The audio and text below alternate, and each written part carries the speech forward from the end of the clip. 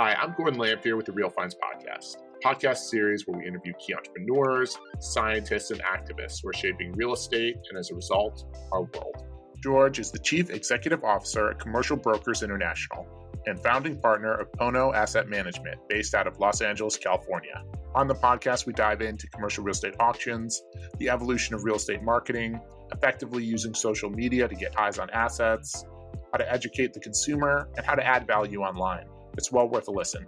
George, thank you so much for hopping on the podcast today. Well, thank you for having me, Gordon. So before we start off, can you introduce yourself a little bit to our guests? Absolutely. George Pino with Commercial Brokers International. I've been in real estate now for 35 years. I've owned my own company since 2006 with a business partner. And we are a smaller full-service brokerage firm out of Los Angeles. We have about 15 agents and all in. And we do all aspects of commercial real estate, including we also have an investment company as well. So can you talk a little bit about how you got into the real estate business? Because, look, there's a lot of ways people get into real estate. I was kind of dragged in a couple different times. I'm a fourth generation broker. What got you into the real estate world? A fluke. To be honest with you, originally what got me in, and I started off doing real estate auctions for a company called Kennedy Wilson. At the time, they were the largest real estate auction company out there in the world. And I had just gotten out of college. A friend of mine was working for them on the transactional sales side of it. They asked if I actually had some time in the summer. I had some time off, and they asked if I wanted just a quick summer job. I said, sure. And about a month into it, they offered me a full-time position. I thought, this is interesting. I'm going to do this.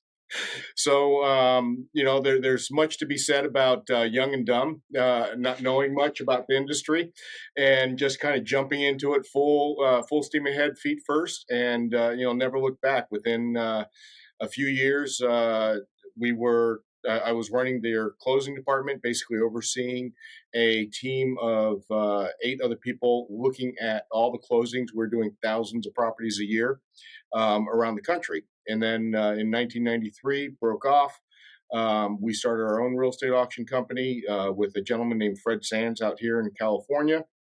And in about a year and a half, just from going after biz dev and really pushing it forward, we actually became the number 2 real estate auction company out here. So it was really nice to be able to come back and do that. And then from there, we were offered a position to start a commercial real estate brokerage arm for a residential firm. And we did that until they sold to Sotheby's, and we decided to break off on our own. So I want to follow up on the whole idea of real estate auctions, because I think there's a lot of confusion, even from some very sophisticated commercial brokers, on how the auction process works. I know, look, I've bought things at auction for folks, and I wouldn't say I'm an expert. So you are an auction expert. Can you tell us a little bit how the auction world works for real estate? Well, the auction world's changed quite a bit from when I was doing it. But originally, when I first started in real estate auctions, we did a lot of what we call open outcry auctions. And what was great about that is, we would come into a market, we would blast it out saying that this property is for sale. We would use a minimum bid scenario, so they knew at the very least if it's the bid was at that price or above, it would sell. And typically, we marketed it so that the minimum bid was about 60% of actual value. So people could see that, but it generated a lot of interest. And then the next thing you know, people are bidding against each other, which is great because we had a very small fallout ratio, because we could always come back and say if someone were trying to retrade during escrow or during the due diligence, we would just say, we have a backup buyer. You were right there. They're bidding. They're only $1,000 off you. So if you want to move forward, let's move forward. If not, we're going to go back to them. And it allowed us to actually have a lot more higher percentage of closings. And surprisingly, a lot of times we would actually sell the property for more than they could have bought it for before we took it to auction, just from the demand that we were able to create through the marketing aspects. And I think that's one of the key things a lot of people forget about is that, ultimately we are any real estate agent. We're really first and foremost, or should be, a marketing company. So, and I think a lot of agents forget that aspect of it. So a lot of our investors have primarily bought at auction land, because land is typically, unless you're dealing with, a super fund site, it's a little less complex. Mhm. And so I'm curious, how does the retrade process typically work for buying something at auction? Because, like, for buildings, I can imagine it gets pretty complicated sometimes. Is that a complicated process, or is it a lot simpler than I'm making it out to be? I think it's a lot simpler. I mean, it's just like any other transactional deal. The retrade process typically happens during the due diligence aspect, where most of the due diligence is done up front. So a lot of times, even when we went into the real estate auctions, they would, before they could actually bid, a lot of times they'd have a pamphlet or a booklet rather that was a good 4 or 5 inches thick that had all the due diligence items on there. So they had to go through it, and they would actually waive inspections and or due diligence. They were all up to date, all up to date title, environmentals, whatever third party reports that we thought might be needed or would have. So a lot of it was waived up front. So there was no reason for them to really, it took away the reasons for them to retrade by having it done up front. But people would still try. So a little less scary than I'm imagining, and maybe some Yeah. folks. So in terms of going through it, I know you mentioned marketing, and Yes. look, there's so many of us in real estate that if we're not brokers first, we're definitely, or if we're brokers first, we're definitely marketers second, right? Yes. So Absolutely. um, how have you seen the marketing world for real estate evolve over the last decade? Because for me, I'll admit I've been in the business for a lot longer than my age would suggest, but at the same time, like, I'm in a I'm a still millennial, right? So in terms of the marketing world, have you seen a substantial evolution, and how has that kind of influenced the way that you market properties? Number one, huge evolution just in the last 10 years or so. I mean, and especially with commercial real estate. Commercial real estate historically has been kind of a old boys club, so to speak. A lot of it was, a lot of the transactions were done by people that you knew. They were done off market. And ultimately, though, we always felt that it wasn't really in our client's best interest to do that. The bottom line from what we learned from the auctions is if we get more eyes on the property, if we get more people through the property, ultimately we can create demand, and therefore, basic laws of supply and demand. If demand goes up and the supply stays the same, then where prices are going to go up. So looking at that, we really started embracing it. And I think we were one of the first companies to really start looking at some of the SEO work and rechanging a lot of the stuff on the back end. All of our, right now we have, our company, we have, I think, 37 5-star Google reviews, all organic. All of our SEO, all of our marketing on that side, a lot of it, it's all organic. We don't pay for any ads. Now, what we're doing though, and how we've seen the biggest change is a few years ago, we had this little thing called the pandemic, and everybody was locked up. And what ended up happening is there's a couple apps out there that mainly the number one was Clubhouse. And what was great about it was there's a group of real estate agents around the country that just started talking on Clubhouse about deals and what they're doing and how they're working. And that really started, okay, well, you know what? We can actually use this because it was more of an internal, it was a handful of agents, about 30, 40 agents around the country. And we thought to ourselves, we can actually start using a little bit more of the social media aspect. So we started doing a lot more of the Instagram, taking a look at the videos, the shorts, the YouTube things. And those actually generate, I mean, on average, we're generating and bringing in for our company 5 to 6 leads a week just from social marketing and organic marketing in that aspect. And then out of those, obviously majority of leads are junk. But out of those, we still get 1 or 2 really good leads. And, I myself, for what I specialize in, I do probably 2 to 3 extra transactions, sale transactions a year just from YouTube videos. So, I think it's changed quite a bit where we're actually starting to emulate a little bit more on the commercial side what they were doing already on some of the residential aspects. So we're starting to see a little bit better production value coming out. We're seeing companies invest in everything from gimbals for for their agents to take out when they're going to look at properties to lapel mics and everything else, just trying to get that aspect. the issue that we're running into on the commercial real estate side is a lot of the larger companies really like to oversee, and they don't like the agents marketing themselves in that way, because they have a lot of oversight and they have to approve all the marketing that goes out. So it's Yeah. been a little low for the larger companies to take on this type of marketing and take advantage of it. Meanwhile, you have younger companies, a little bit smaller, that can react quicker. As I explain it, it's military family, so bear with me here. But you have you have battleships don't turn on a dime. They're big, they're powerful, they get the job done. They don't turn on a dime. But when you have a PT boat or a destroyer, they can make quick adaptations and changes through the course and still be just as effective as a large battleship, just more maneuverable and more adaptable. So, Yeah, so I definitely want to touch on that a little bit later. But one of the things that I know you mentioned was Google reviews. And what we found personally, so that's been, I mean, we have like 20 that are authentic Google reviews, but we found that that's been a challenging part of our business to get reviews. mhm. And I'm curious how you've gone about that process because we have a lot of happy clients, but it's been like pulling teeth sometimes to get reviews. Well, as when I do sales training, one of the first things I tell agents is that if you never ask, you never get. And a lot of Okay. times, you can't just assume that this is that they know what you want from them, especially in this case. So what we do is we actually take a proactive approach. We will ask our clients. We don't, right away as soon as the deal's done, we'll go out and we'll say, do you mind writing a review for me? Here are some of the links that you can write them on, and we try and make it as easy as possible for them. We want them to write the review themselves, obviously, but we don't want them searching for it or putting it in the wrong place.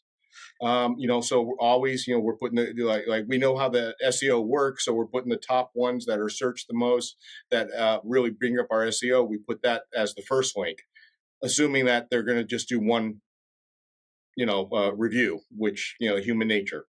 Um, Out of that, we still only get about 20% of the people, maybe, of those that, that we actually ask, that go out and actually do the review, 10 to 20%. So it's still a lower hit ratio, but at the same time, people say they're going to do it, they just never get around to it. So, but we've been pretty proactive in actually just asking for it. And I think that's the biggest thing. Just if you ask for it, you may not get it all the time, but, it will come back to you eventually. Well, that's So, something that I think we definitely need to implement a little bit more on our team. In terms of going back to the battleship and the destroyer or PT boat concept, um, yeah. how have you seen the evolution from kind of like the larger and mid-size and smaller firms? Because I know I have an absolute blessing in terms of that because I run our marketing and sales team Mhm. here, and so I have one owner that I have to talk to, and that's the only person that I'm responsible to in terms of our social media program. And because of the success, I pretty much get just deference in terms of everything we do Mhm. here. How have you seen that, and how have you seen kind of that marketing evolution on kind of the small, medium, and large firm? Well, I mean, I think we see that on the small firms, we see it the evolution happening a lot quicker, where they're because they can easily adapt and bring things in. On the larger firms, we see that where they're looking at technology and where they're looking to bring in technology is more not so much for the agents and the marketing aspect of it.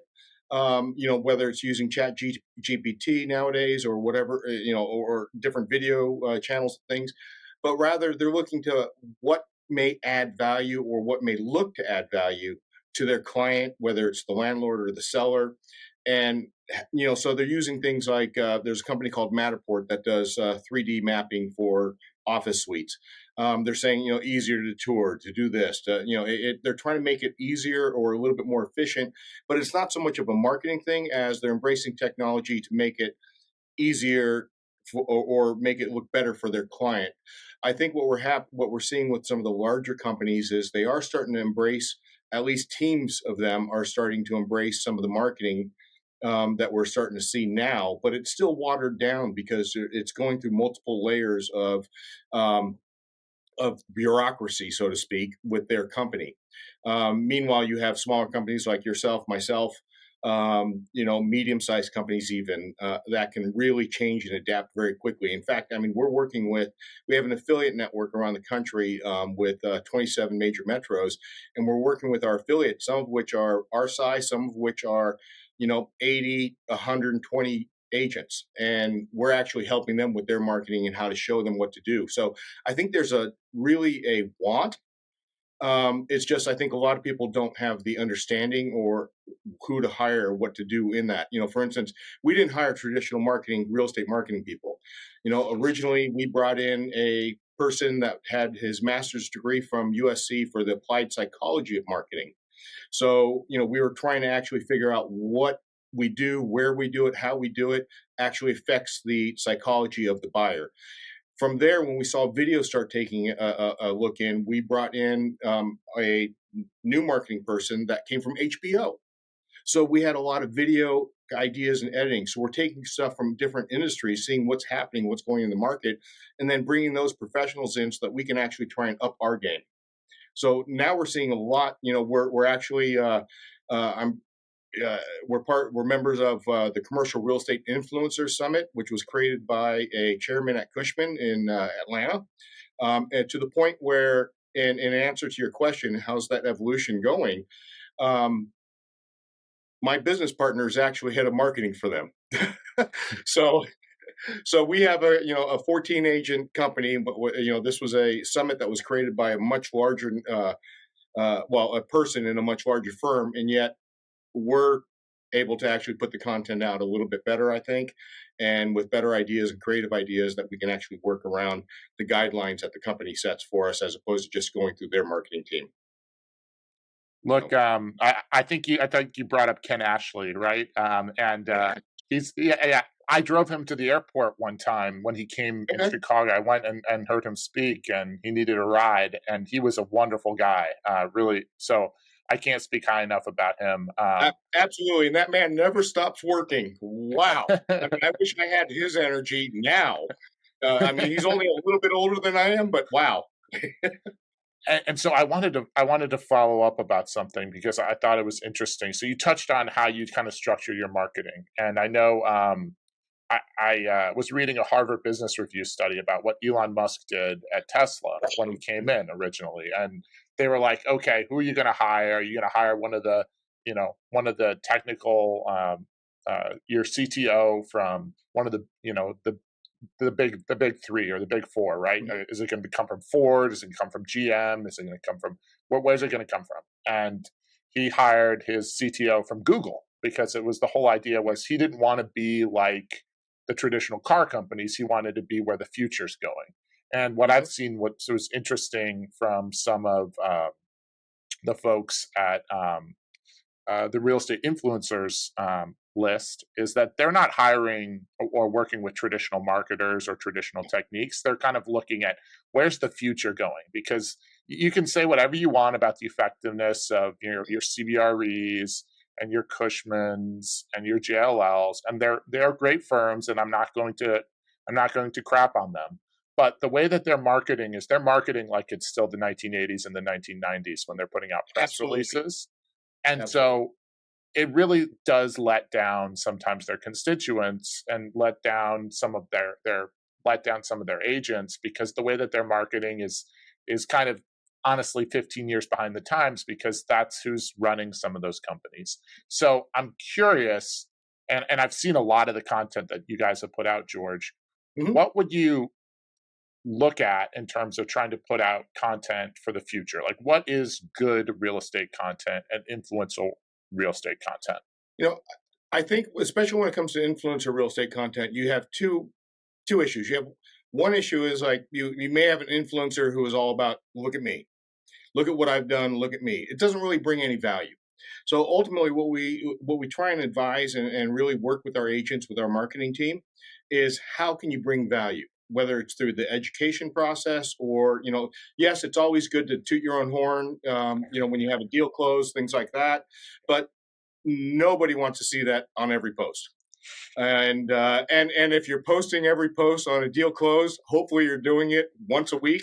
And if you are, you don't have to worry about your social marketing as much. But if you're closing a deal a week, uh, But at the same time, what we're seeing though is that you're looking at the marketing, the advertising that's coming out. Your influencers now are looking more about the education process, where how can we help educate the buyer, kind of convey what to do, how to do it, and let them make the decision on, what, this may be a little too complicated for me. I should reach out to this person who talked about this or did this. So there's different ways that you can structure it. There's like way back in the day, I was asked to give a class when we were going into commercial real estate. One of the reasons that we were asked to open up a commercial real estate division for a residential firm was residential agents kept trying to do commercial real estate and getting sued. And yeah, that happens. Yeah. well, yeah, it happens on occasion. So, but what we ended up doing was, the owner of the company wanted us to come in, and they said, well, give a class on commercial real estate, but make it so difficult that nobody ever wants to touch it. um, Okay. All right. but really, a lot of that is truth based in that, we there's so many little small details that we have to deal with as a transactional broker every single day, that it's hard to just go into a class and say this is what you do, because no deal is ever alike. So it really does bear down into the experience levels that we have and that what we bring to the table. So by actually going into some of those difficult deals, it can kind of highlight what the buyer or your potential client should look out for, what the viewer should look out for. But they also look at, well, you know what, here's a professional that, let me mitigate my risk and use them instead. So it turns into a cross marketing where you're actually just giving value, but letting them make the decision, which is a lot more powerful lead, because they're actually reaching out to you now because they want to work with you. Oh yeah. And on top of that, you've really done your due diligence, and you've really figured out and understood the value of that lead once they've come in. I'm curious though, on a section that I think you might be able to add value. Um, Certainly, there's a lot of talk going on in the real estate world that we're seeing a lot of changes on the ground, particularly a lot of changes within our markets. And before we get to our final four, which is coming up, I'm curious if you could give us a little bit of advice and a little tidbit forecast on what you're starting to see in California's market. And I know this will get released probably in, probably about 3 or 4 weeks from now. So you don't have to, give us, what's happening today, because the world will have changed slightly. But I'm sure, your market forecast won't have changed too much probably in the next 30 or 40 days. That's the lucky part about commercial real estate. It doesn't really move that fast a lot of times, unless there's some sort of like emergency or something that happened like back in 2008 with the debt markets crashing and things like that. um, that being said, right now we're actually, I feel good about the market. I mean, we have seen a little bit of slowdown on the number of transactions, but we're seeing a lot more people now step back up to the plate. We're actually starting to see office deals, which have been dead for the last year and a half, start happening, and we're starting to see where certain submarkets, the downtown submarket, north downtown, is really taking a big um, not taking a big hit, exact opposite. Actually, it's gotten very popular, and demand has really increased, where people are moving out of the traditional financial districts where there's a little bit more perhaps homeless issues, like down by the crypto center and whatnot, and they're moving north away from that, toward Bunker Hill. We're also seeing though retail going gangbusters, and one of the numbers that's out there, because the news is interesting in that bad news sells. So you have to take it with a grain of salt and really investigate and understand what's happening.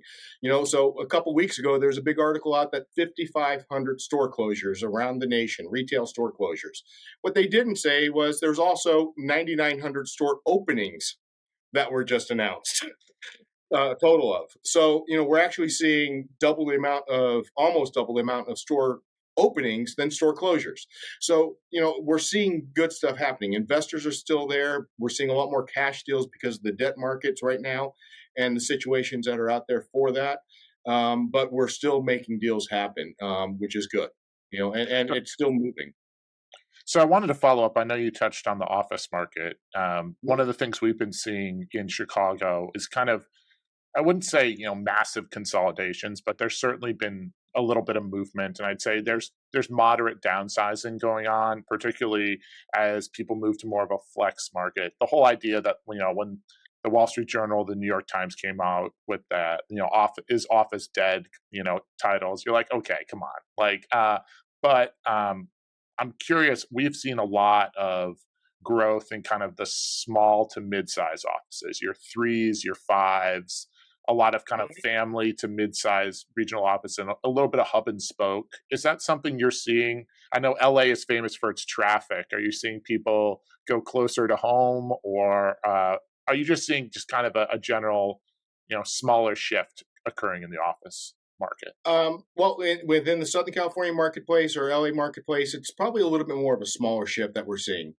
We are seeing there's definitely a little bit of downsizing. We are seeing a lot more availability come up as with the sublets or companies consolidating, where they're just moving in a little bit in, but we're also seeing a lot more new companies come in to backfill some of that space as well. So, I think it's a smaller shift that what we're seeing because we're also seeing some growth. There's a company that took on 60,000 square feet just in downtown LA just last week, and they're expanding out. So there's definitely a mix of both. I think that each submarket, even within the city itself, each submarket is slightly different as well, where there's a little bit more demand in certain areas versus, some soft markets. The South downtown LA market's one of the highest vacancy rates right now. West Hollywood is also having some of the highest vacancy rates that they've ever experienced. Are at above 20%. But this is also on a retail side. But I think that also has to go hand in hand with some of the politics. West Hollywood has the highest minimum wage by over 25% higher than the next highest minimum wage in LA. So you're actually seeing companies that are moving from West Hollywood just to a bordering area in LA just to save money off of whether it's taxes, whether it's the employment costs, whatever, just cutting those costs as much as they can. So they're actually moving a little bit out. So I think each submarket's a little bit different, but overall, we're having some, it's still, I still feel good about it. And the best part is, we've always done well in what is considered down markets.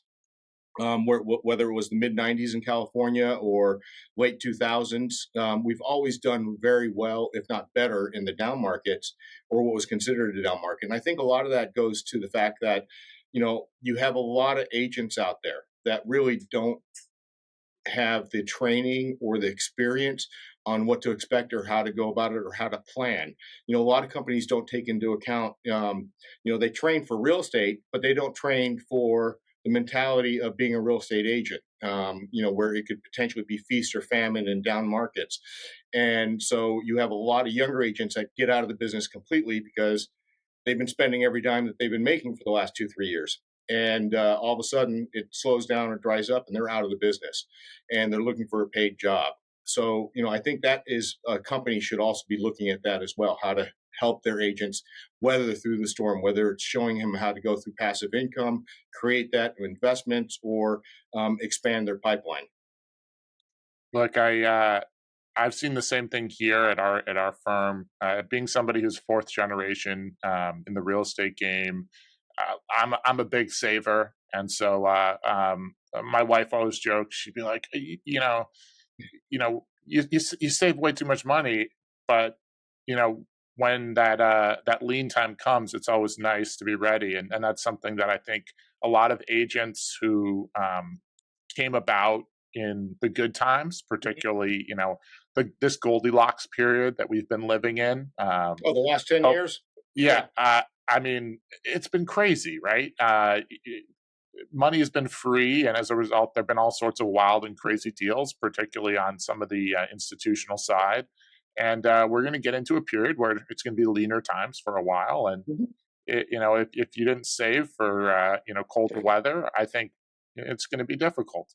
Um, we're about to get into our final four, and George, we're going to have to ask you some predictions. But before we do, thank you very much for hopping on the podcast thus far. We really appreciate it, and Absolutely. we'll have to have you on in the future. Getting into the final four, I'm curious. One of the questions we always like to ask, particularly agents with experience, is where you see the market going in the next 10 years. And it could be a segment of the real estate market, it could be the entire real estate world, via tech. Where do you see real estate going in general, over the next decade? You know, for infill areas and cities, I mean, we're already seeing this happen where you're seeing a lot of mixed use projects. I think you're going to start seeing stuff where it's going to be a little bit more geared toward a live and work in the area. We talked about traffic earlier. I know people that literally won't, they live in their bubble of Brentwood and Santa Monica. They won't go east of the 405, south of the 10, or north of the Mulholland, and they'd never go out there because of traffic. So they're missing out on a lot of other places. But we're starting to see that that's happening now. But also, I think with that, it also brings opportunity for businesses, especially on the retail side, where if they get a really like you have a great restaurant in downtown LA, it's very easy to open a sister restaurant now in the West Side and not have to worry about uh, cannibalizing off one another. And so I think we're going to start seeing a little bit more of that, where we're seeing pseudo chains, so to speak. Where you're seeing a lot nicer boutiques and restaurants opening up multiple locations within the metro that they're in, but never really expanding out to become a real chain. In addition to that, there is a big push, at least in California, for chain and also Chicago, housing for office space in the downtown market. You know, I think that that is a potential, but it's not going to happen for a good 5 to even 10 years because I think there's too many logistics that they have to worry about right now. I mean, the cost of a high rise office building already, you're already in luxury housing. And then there's the cost to convert that to housing because most office buildings, as they're not going to have the systems in place to for bathrooms and kitchens and everything else, the plumbing issues and gas line issues or electric issues. So it's going to cost quite a bit to actually convert that back over. So really, it's not going to help. I don't think it's going to help as much on the housing crisis that we're having, especially in the lower income housing that we're in need of, because it's going to really build that up. So until the government can actually make it affordable by cutting permit costs, streamlining the adaptive reuse projects, things like that, until they can really make it affordable for developers, I don't think we're going to see that. So I think we're still a good 5, 10 years down the road for that as well. I think we're going to see a handful of them, but it's really going to be more on the luxury side versus really helping out on the lower income workforce housing. So I saw something interesting, and I'm going to follow up on that redevelopment of potentially office to residential. Um, Hmm. a couple developers who are working on possible projects in San Francisco said one of the biggest hangups could be reassessing value. I Yeah. know California has a unique tax system in terms of how they keep older historical values down and new values go drastically up sometimes after redevelopment. Do you think that's a thing in general that California might look at reevaluating, or do you think that's just something that developers and redevelopers are going to have to negotiate going forward as we kind of see this transition? Well, no, I think this is something that the state should do, both the state as well as the city, because right now you're absolutely right. The with Prop 13 that's in place, essentially the properties are not reassessed for new taxes in California until a sale happens or major work or development is done on the property. So when they file for permits and when they start doing this major work, they're going to add that value and they're going to end up getting hit with a higher property tax cost while taking on the risk that this is what we think people want, is to move into an office, mixed use office, with office and residential as well. So until that can happen, I think that's going to take some government action to do that. That's one of the key steps that's going to be needed for developers to actually step in. So you're absolutely correct on that. So I know we've been Nostradamus for the last couple minutes, but I'm curious if we can take a step back. Mhm. And George, one of my favorite questions that I like to ask folks is, looking back, at young George when he's leaving high school, what would be your 1 minute spiel of advice that you could give to try to you know uh, give some life advice to a young George?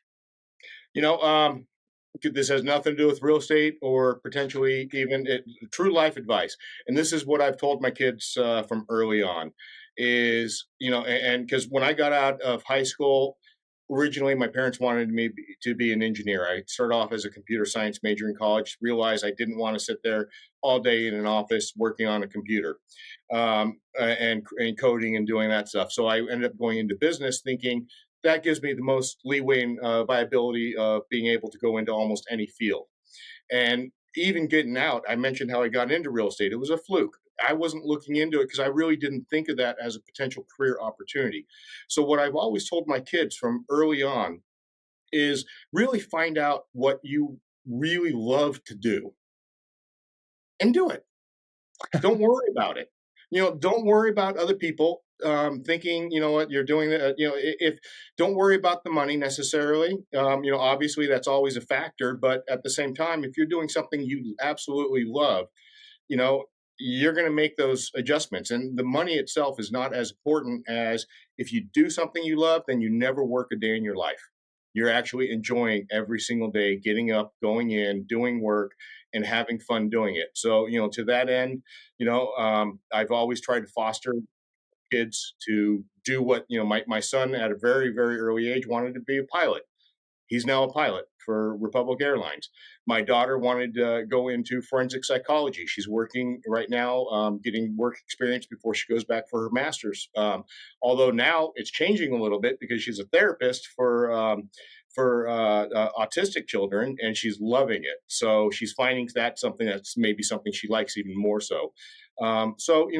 For the advice I give for anybody, find out what you love. If you're in high school, find out what you love doing. Think about it. Actually think about it, and just go and do it. Don't be afraid. The easiest, succinct way: dance like nobody's looking.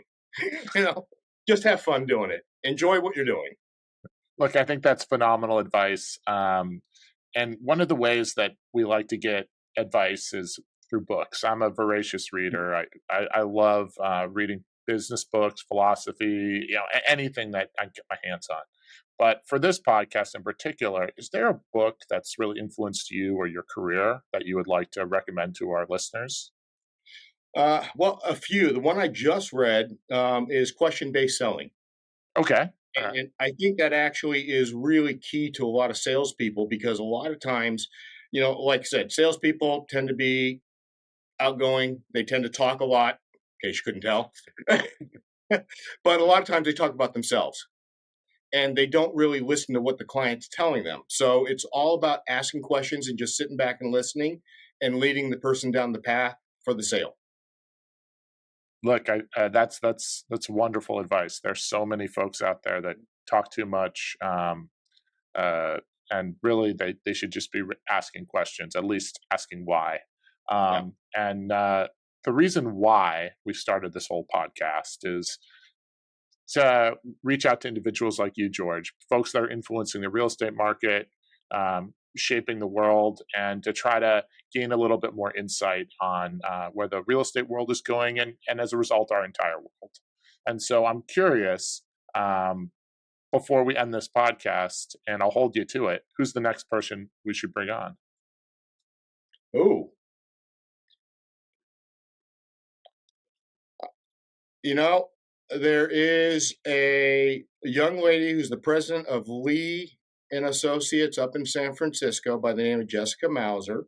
Okay. Yeah. She is probably one of the smartest people, especially when it comes to the Bay Area, and even not just her asset class. I mean, she is the epitome of what a broker should be doing. You can talk to her about industrial, and she doesn't do any industrial. She knows everything that's going on in the market. But that is how you add value to your clients, by understanding what the other asset classes are doing and what's happening in the marketplace, so that you can then play off that and take advantage of that and open up in those areas as well. So I would probably recommend Jessica Mauser. So, and she actually puts out some pretty good content when she gets to it. When I say that, the only reason I say that is I think there are 6 kids and 3 cats. So, Hey, look, so I've got limited. a little one on the way, and I'll say this absolutely definitively. I can only imagine what it's like. So I'm never going to throw any shade on any broker with a family, particularly a large family.